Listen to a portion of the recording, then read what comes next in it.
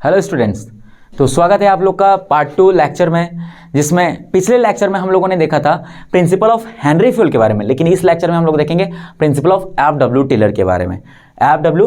Taylor इन्होंने बहुत सारे प्रिंसिपल्स दिए हैं। मोस्टली हम लोग 11 पढ़ते हैं, कुछ बोर्ड्स वाले 5 प्रिंसिपल्स पढ़ते हैं, बाकी को टेक्निक्स में इंक्लूड कर देते हैं। कोई डरने वाली बात नहीं है, आप लोग बस देखिए। अगर आपके बुक में वो प्रिंसिपल में इंक्लूडेड है तो प्रिंसिपल में लिखिए उसको, अगर वो टेक्निक्स में इंक्लूडेड है तो टेक्निक्स में लिखिए। ऐसा कोई सच प्रॉब्लम नहीं है। क्लियर है? अब देखो, पिछले लेक्चर में हम लोगों ने देखा था हेनरी फ्यूल के जितने भी 14 प्रिंसिपल्स थे उनके बारे में डिटेल में देखा था। अगर जिनको भी ये वीडियो लेक्चर नहीं मिला होगा वो प्रीवियस लेक्चर्स देख सकते हैं। इस लेक्चर में हम लोग डिस्कस करने वाले हैं एफ.डब्ल्यू. टेलर के प्रिंसिपल्स के बारे में। एफ.डब्ल्यू. टेलर के अकॉर्डिंग ये सारे प्रिंसिपल्स हैं जिनका होना बिजनेस मैनेजमेंट में बहुत ज़्यादा जरूरी है ताकि बिजनेस ग्रो करे। पहला principle, science not rule of thumb. ठीक है, कोई भी अगर हम डिसीजन ले रहे हैं वो एक प्रॉपरली साइंटिफिक वे में बेस्ड होना चाहिए, लॉजिकल होना चाहिए। नॉट रूल ऑफ थंब मतलब तुक्का नहीं मारना है हमको, ये क्लियर है। दूसरा, एक्सपेरिमेंटल स्टडी।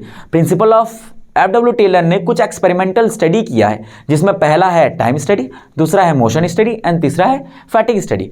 टाइम स्टडी में इनके अकॉर्डिंग ये बोला गया है कि हर एक वर्कर कुछ भी प्रोडक्ट बनाता है तो एक प्रोडक्ट बनाने के लिए उसको कितना टाइम लगता है या कितना टाइम कंज्यूम करता है, उसके बारे में जो स्टडी किया जाता है वो होता है टाइम स्टडी। बहुत ज़्यादा इंपॉर्टेंट है। आपको अगर पता होगा कि वो प्रोडक्ट बनाने में कितना टाइम लग रहा है तभी तो आप एक स्टैंडर्ड सेट कर सकते हो लेबर लोग के लिए, वरना वो प्रोडक्ट को बनाने के लिए वो तो 2 दिन 3 दिन कुछ टाइम ज़्यादा टाइम भी लगा सकते हैं।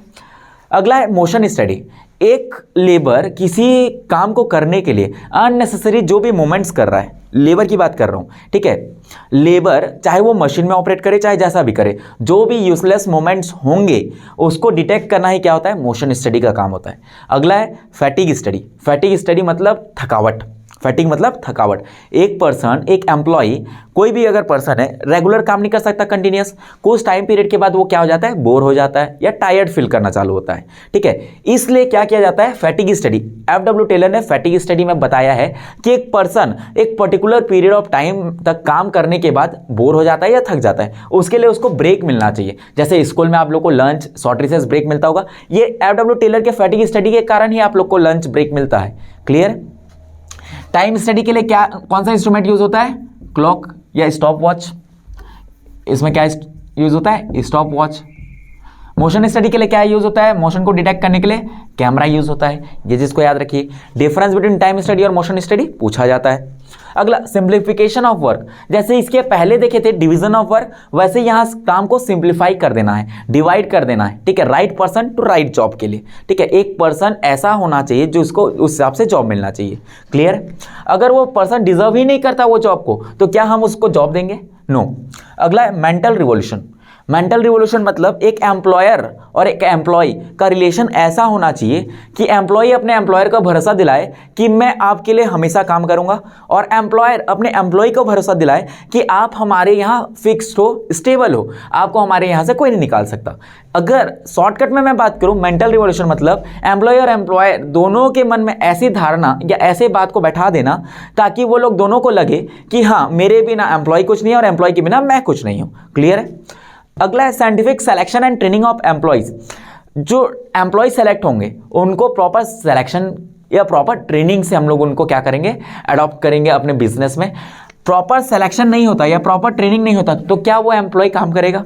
सेलेक्ट तो कर ले लेकिन उनको ट्रेनिंग ही नहीं दे रहे हैं कि प्रैक्टिकल नॉलेज आपको काम कैसे ढंग से करना है, तो क्या वो एम्प्लॉय ढंग से 100% इफिशियंसी, 100% कैपेबिलिटी के साथ काम कर पाएगा? बिल्कुल नहीं। तो इसलिए हमको क्या करना है, प्रॉपर सिलेक्शन करना है। यहाँ सिलेक्शन मतलब राइट पर्सन राइट जॉब, जो वहां पहले बताया था, मतलब एक ऐसा पर्सन जो डिजर्व करता है उसी को क्या मिलना चाहिए, जॉब मिलना चाहिए। ओके। अगला है कोऑपरेशन नॉट इंडिविजुअलिज्म। मिलजुल के रहना चाहिए, इकलौते इंडिविजुअल इंटरेस्ट के ऊपर नहीं भागना चाहिए। क्लियर है?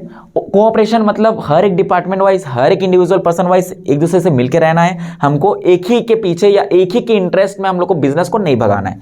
अगला है हार्मोनी नॉट डिस्कॉर्ड, मतलब प्रॉपर डिसिप्लिन वे में रहना है, हम लोग को मिलजुल के रहना है। Next, differential wages system.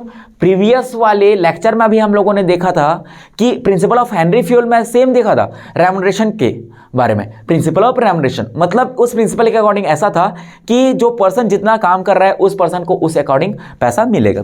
इसमें भी वही है, डिफरेंशियल वेजेस सिस्टम। जो पर्सन है जो जितना काम करेगा उनके हिसाब से उनको पेमेंट मिलना चाहिए। और इस प्रिंसिपल के अकॉर्डिंग ये भी बोलता है कि मेल और फीमेल इनमें डिफरेंशियल वेजेस सिस्टम नहीं होना चाहिए, इक्विटी के साथ साथ वेजेस में डिफरेंस होना चाहिए। जैसे फॉर एग्जांपल दो पर्सन है ए और बी, दोनों 8-8 घंटे काम कर रहे हैं, लेकिन ए ज़्यादा प्रोड्यूस कर रहा है, बी कम प्रोड्यूस कर रहा है, तो ए को ज़्यादा सैलरी मिलना चाहिए। अगला standardisation of work. Standardisation of work business में बहुत ज़्यादा इंपॉर्टेंट है बेटा, मैनेजमेंट में, कि एक वर्क का स्टैंडर्ड होना चाहिए। अगर वर्क का स्टैंडर्ड ही नहीं है, ठीक है, तो क्या कोई भी पर्सन उसको प्रीफर करेगा? बिल्कुल नहीं। इसलिए हम लोगों को बिजनेस के वर्क में एक प्रॉपर स्टैंडर्ड मेंटेन करके रखना चाहिए, तभी वो मैनेजमेंट आगे बढ़ेगा, तभी वो बिजनेस आगे बढ़ पाएगा। क्लियर है? ये सारे पॉइंट्स हैं आपके एफडब्ल्यू टेलर के। क्लियर है? अब आप लोगों ने देख लिया हेनरी फ्यूल के प्रिंसिपल्स के बारे में भी और एफडब्ल्यू प्रिंसिपल्स के बारे में भी।